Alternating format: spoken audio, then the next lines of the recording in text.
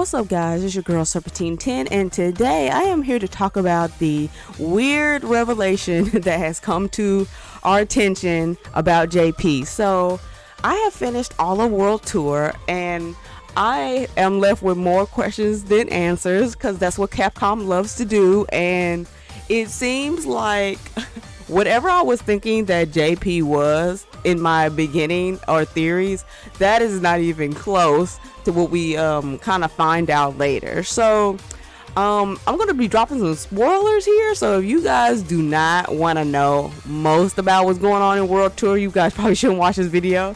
But I'm going to start off with the just synopsis of like what's going on, I guess. So it seems like there's a tournament that's being held. There's a lot of stuff that's leading up to this tournament, but JP is in control of it.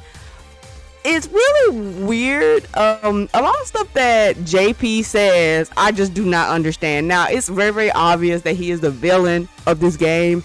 Nobody can deny that.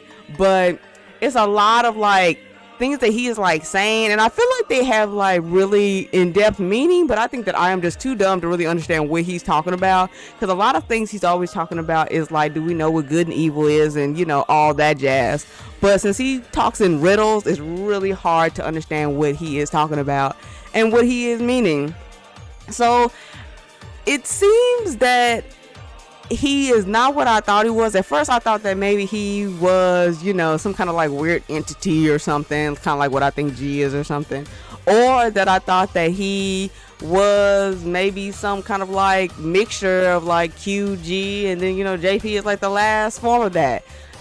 That's not even the case. I mean, that is all wrong as well. So I'm gonna get to like something really crazy that everybody kind of knows it now, but I am just like kind of surprised that Capcom went this way with it, because in a way I'm kind of like disappointed, but I don't even know why I keep on thinking that Capcom's really going to give me a in-depth, informative story when we know good and well that Capcom is not good at making stories. And when you have interesting characters like this, they always just do the bare bones with them.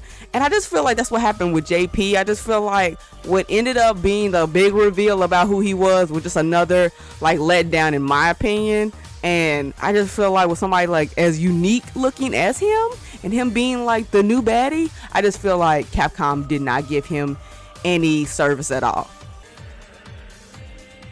So it seems like when you get towards the end of the game, and these are spoilers, of course, I already like mentioned that, but when you get to the end of the game, it seems like you have to fight like 5 competitors, and one of them is Bosch. And Bosch is this dude named Cardboard Combatant that seems like he's been infused with psycho power, probably by JP, to become stronger, but he can't handle it because JP says that, you know, to wield psycho power, you got to have a certain mindset and stuff like that to be able to control it. So it was this crazy scene that happened, and I was actually kind of laughing because it was so crazy and ridiculous. It was just like, okay, so you have to fight Bosch at the end, and he's a really, really difficult person to fight. I couldn't beat him. So if you beat him, he's like number 1 on the podium, and then JP's up there talking about who he gonna get the belt to.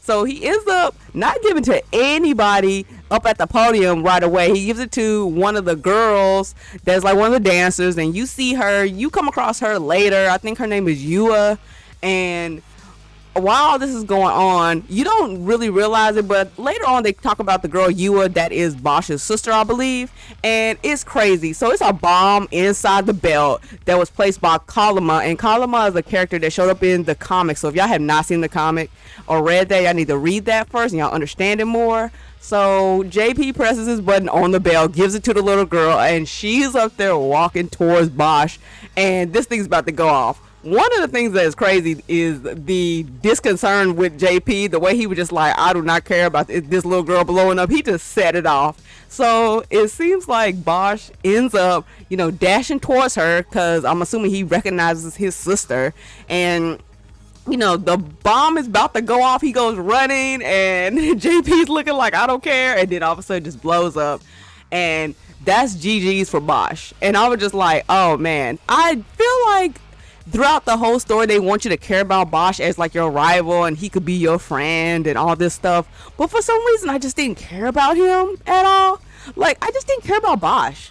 Maybe that's just me, but I just didn't sympathize with him, and I didn't really care about what happened to him throughout the whole thing. So when he died, I was just kind of like, okay, whatever. He was kind of annoying to me anyway. So once you actually have the final fight with JP, you beat him and he doesn't say anything about nothing. He's just kind of sitting there laughing in your face. I guess he just takes the L. And then later on, you can become his master. So he's like the last master that you can find. And it's really, really bizarre. Like, you come across him at the same site where you was having a tournament. I believe it's called Saul Vahal Arena, but you have to find him at nighttime. And then you just gotta like talk to him and give him a whole bunch of stuff.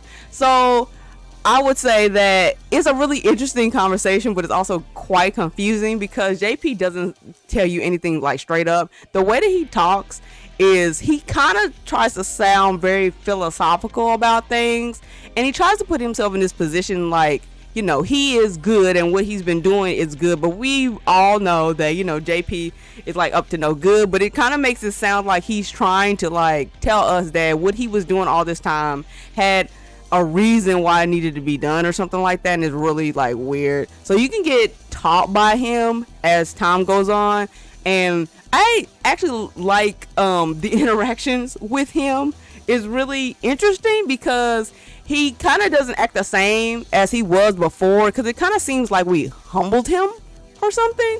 It's weird because he was like really stuck up and like, I don't know, he had this really, really weird like demeanor the entire time, every other time we come across him. But when you come across him later as the master, he kind of acts a little different. So it seems like he just got humbled because he got beat up. And I know that it's like a point where he tells you that, nobody really beat him up like this before. So I guess that's why he's kind of acting straight up to you right now. But we talked to him for a little bit, and then he tells you about Bison and how Bison was obsessed with power. All he wanted to do was just rule the world, and that's why he didn't like him. So we now know that he did know M. Bison, and he doesn't really care for M. Bison at all either. So it seems like he infuses you with psycho power, and this is probably what he did to Bosch as well. I'm sure that Bosch probably came up to him and was like, I want to be stronger, and JP infused him with psycho power, but Bosch couldn't handle it, and that's why he went crazy. For some reason, our character can handle the psycho power. I know that JP tells us that we're like special, and it's only a chosen few people that can like handle the psycho power. He also mentions Falk and Ed and himself as people that can actually like wield it and not go crazy by it, because you got to have a strong mindset, which I'm like, well, okay. So he goes into a little bit more detail about Bison later. I really do like when you give him stuff. He makes like this really interesting sound that he's just like really pleased when you give him like gifts and stuff. So you wouldn't believe I spent all my money on this man. I gave him every gift that I had and he liked it overall. But after a while, he starts to talk about M. Bison, and this cutscene shows that he actually reveals that he was the financial accountant to Shadaloo, which I was kind of shocked by that. So he was managing the money for M. Bison with Shadaloo, and he was talking about how, everybody that was on M. Bison's team, it didn't matter if you were just the normal person that was guarding a place or the janitor, you had to have skills, and you had to be pretty much a badass to be around Bison. So everybody had to have some stuff. And that was very shocking to me. So it seems like he infused himself with psycho power as well, because he said he wanted to see the vision just like M. Bison did, but it just didn't end up being the way he thought it was. And he never did like how M. Bison did a lot of people while he was in Shadaloo, like, seeing people getting killed because they couldn't, hold on to the psycho power, how, the money was being just spent, weirdly and unwisely. JP talks about how he doesn't like M. Bison because of all those reasons, and that M. Bison is just this person that's just stuck on wanting more and more power and ruling the earth, and he just doesn't care about anything else. And then it kind of like JP goes into this like thought process where he talks about this famous experiment about somebody removing their arm, and it was really, really weird. Like, the things he was telling me, it was really bizarre. And I just feel like all these things he's telling me is supposed to be like some kind of link of me talking about like him as a whole. It's kind of like this weird way of talking about himself that, you know, we can like try to understand, but he ain't really trying to talk about himself 100%. He's like talking about it through these like little lessons and through these like little thought processes from like quotes and art and books and stuff, but he ain't really trying to talk about himself. So I feel like that's what's going on here, but I would really need someone to like break it down. I haven't seen too many people talk about this JP ending or whatever he's trying to tell us 100%, but I know there has to be a little bit more to this than meets the eye. So when you keep on talking to JP, he gives you a lot of his moves that you get, you know, amnesia, chronobog, all the good stuff. And then he asks you, do you believe the world to be just? And I think that I picked that I do, and I think that he did like that. And then again, he kept on talking about how he thinks that, you know, man is righteously good, and he believes of himself being righteously good. I don't know. A lot of what JP be saying kind of contradicts himself, because he did all that craziness in the comics and he did all this craziness at this tournament. And for him to be like, oh, I'm also righteously good, what I had to do was just like a means to his end or something. I don't know. This is the thing about JP. Like, he is trying to like, I don't know why he's trying to cover up what he was doing. Like, he's trying to cover it up, making it sound like what he did was just like a little. And it wasn't that big of a deal. But no, it was a big deal what he did. So I don't really understand why he tried to act like it's not. So something that's really, really interesting that I know a lot of people, not only myself, was really interested in, is his cat Cybell. So finally he talked about the cat he owns called Cybell. In this costume that he wears, it's a cat like on his like little staff or whatever, and apparently that's Cybell.